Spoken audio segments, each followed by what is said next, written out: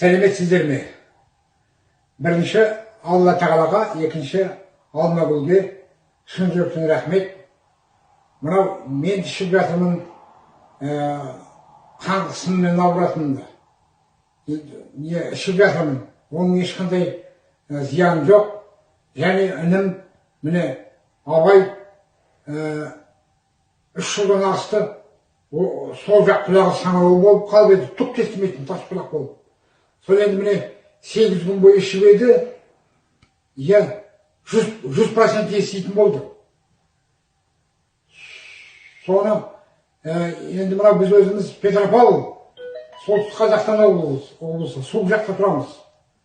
Сол айтып отырған 300 ауруға ем екен, шын жүректен рахмет Супернова кремнің иелеріне. Аман болыңыздар әрқашанда. Осы Супернова крем, супер тимин, супер саумалды қолданып жатырмыз.